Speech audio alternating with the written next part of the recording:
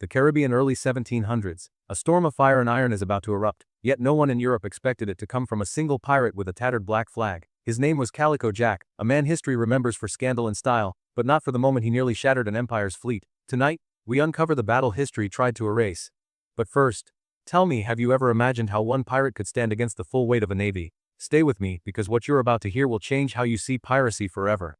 The empire's fleet had been dispatched with a single mission: to stamp out piracy in the Caribbean once and for all. Their ships were armed with heavy cannons, disciplined sailors, and the kind of arrogance that comes from ruling half the world. Yet Calico Jack was no ordinary rogue. His crew was small, yes, but bonded by loyalty, desperation, and something the empire underestimated: pure audacity. And here's the first twist: two women, Bonny and Mary Read, would fight at his side, rewriting the rules of the age.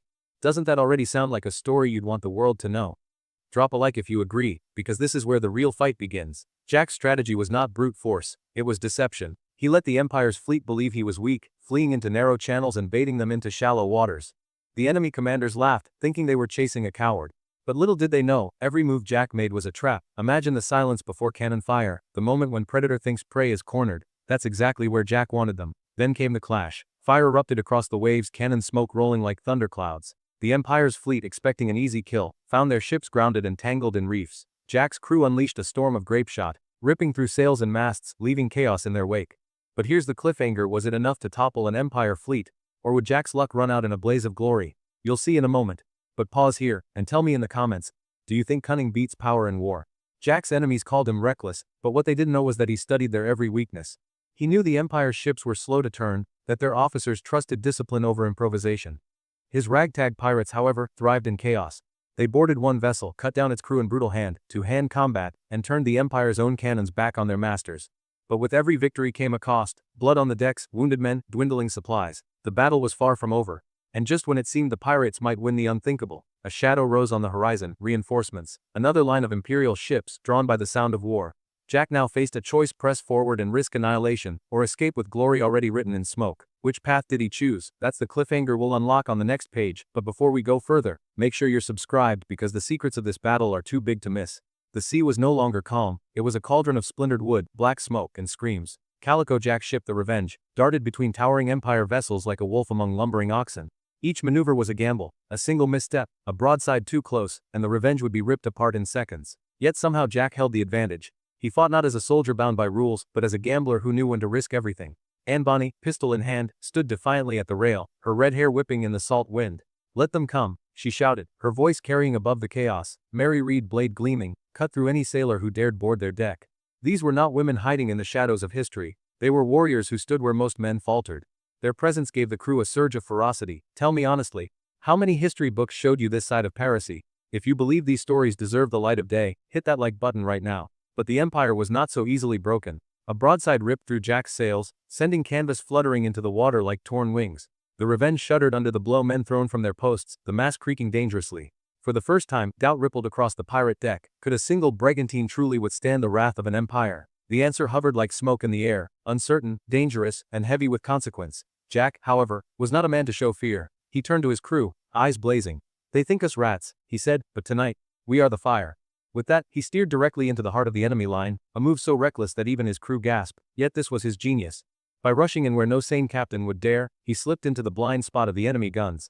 Before the empire could adjust, Jack's cannons roared at point-blank range, shredding an enemy frigate's deck in a storm of iron. The enemy flagship responded with fury. Its massive cannons thundered, sending waves crashing against the Revenge. A single hit could sink them. But fate, or perhaps Jack's daring, kept them alive. The shot splintered across the water, close enough to spray his men with foam but not close enough to end them. It felt like the ocean itself was flipping a coin with every volley: life or death, survival or destruction. And here's the twist: one coin tossed too many, and fortune would run out. In the chaos, Bonny leapt across to the crippled empire frigate, leading a boarding party with ferocious resolve. Pistols cracked, swords rang out, and within minutes the deck was theirs. The pirates dragged down the imperial colors and raised the black flag. For a moment, victory seemed not only possible, it seemed inevitable. Yet in the distance, new sails appeared, more ships, more enemies. The empire's reinforcements had arrived. Imagine the chill that ran down every pirate's spine. The pirates now stood on the edge of a knife. With one captured ship at their side, they had firepower, but reinforcements meant being outnumbered 3-1. Jack had seconds to decide. Would he flee with this small triumph, vanishing back into the maze of islands, or would he push forward, risking annihilation to leave a scar so deep the empire would never forget? Which path would you choose in his place? Think about it: glory or survival? Drop your thoughts in the comments while we unravel the choice he made. Jack ordered the Revenge and the captured frigate to sail side by side, a ragged twin pair defying a fleet. He spread false signals with lanterns, tricking the enemy into thinking more pirate allies lurked beyond the horizon. The Empire hesitated. For just a moment fear gripped their captains. Could there be more of these raiders waiting in ambush? That hesitation was all Jack needed. He struck fast, burning another Imperial ship before the reinforcements could properly close ranks. But such defiance had its cost. The Revenge was bleeding, planks groaning, sails in tatters, powder stores dwindling. Jack's men were exhausted, their bodies lined with smoke and blood. And Bonny herself had taken a cut across her arm, yet she fought on with unrelenting fury. Mary Read, her sword flashing, screamed defiance at the Empire as if daring them to break her spirit. These were not just pirates, they were legends in the making. Still, the weight of Empire pressed down. Reinforcements tightened the noose, their ships spreading in formation, their cannons ready to finish what arrogance had begun. Jack's crew looked to him for a miracle. And here, in the heart of fire and smoke, came the most dangerous gamble of all. He ordered his men to load the captured frigate with powder, set its fuse and steer it directly into the Empire's line. A floating bomb, a sacrifice. One spark and the sea itself would ignite. Imagine the silence in that moment, the hush before fire. The Empire's sailors saw what was coming too late. The frigate exploded in a thunderous blaze, shattering masts, ripping holes in hulls, sending shockwaves across the water. The pirates used the chaos to slip through the gap, their black flag fading into the smoke. But the battle was not yet done. Some Imperial ships still gave chase. The question that lingers now, did Jack truly escape with victory, or was the Empire still waiting with one final strike? That's the cliffhanger we'll resolve in the last chapter. Before we head there, let me ask you, would you have lit that fuse? Would you risk everything on a single explosion to turn the tide? Tell me below, because the debate over Jack's gamble is as fierce as the battle itself. The smoke clung to the water like a shroud, broken timbers floated past, coated in oil and ash, men coughed and groaned as they rode wreckage clear, the aftermath of Jack's floating inferno. For a moment, silence replaced thunder. The Empire's line was scattered, some ships burning, others limping with shattered masts. It looked as though the impossible had been done. A single pirate brigantine and her crew had broken the pride of an empire. But history teaches us that victory is never so simple. And in the quiet after battle, the true danger revealed itself. Out of the haze, the shadow of another Imperial frigate appeared, untouched, unburned, its sails full and cannons ready. This was no crippled survivor. This was the Empire's reserve held back for the killing blow. The Revenge, battered and wounded, faced a foe still fresh. For the first time that night, Jack Calico's gamble seemed about to fail. His crew stared at the approaching Leviathan, the black flag above them tattered but still flying. The silence on deck was more terrifying than cannon fire. And Bonny broke it with a laugh, a sharp, defiant bark that echoed across the deck. "We've come this far," she said, reloading her pistol with bloodied hands. "Let's see if they can finish the job." Mary Read joined her, sword raised, her voice ragged but resolute. Their defiance spread like fire. Fear gave way to rage, rage gave way to courage. The pirates chose not to surrender, not to flee. They would make this final stand one that history could never erase. The Imperial frigate closed in, its hull looming higher, its broadside a wall of iron. But Jack still had one trick left. Hidden in the chaos of battle, he had ordered spare sails stretched across floating wreckage to mimic distant ships. Lanterns flickered through the haze. To Imperial eyes it looked as though more pirate reinforcements waited just beyond the smoke. In truth it was only ghosts of canvas and light, but ghosts can haunt even the strongest captains.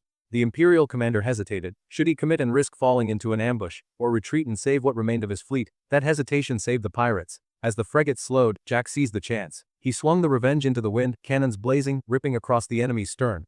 A daring slash not meant to sink, but to wound and terrify. Then, before the Empire could respond, the Revenge vanished into the night, slipping between the smoke and stars like a phantom. The Empire claimed they had driven the pirates away. Jack's men claimed they had shattered the fleet. The truth lies somewhere in between. What matters is this: Calico Jack survived the impossible, and his name became a whisper of fear in the corridors of power. Yet curiously, you will not find this story in most official records. The Empire erased it, ashamed that their pride had been mocked by a single outlaw brigantine. That silence is its own confession. What is erased often speaks louder than what is written. And Bonny and Mary Read would later be captured, betrayed by the slow unraveling of fortune.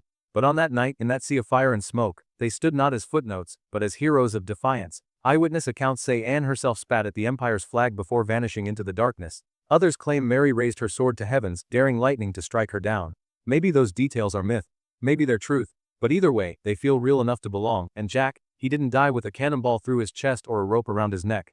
He died in chains, yes, but his story lingered.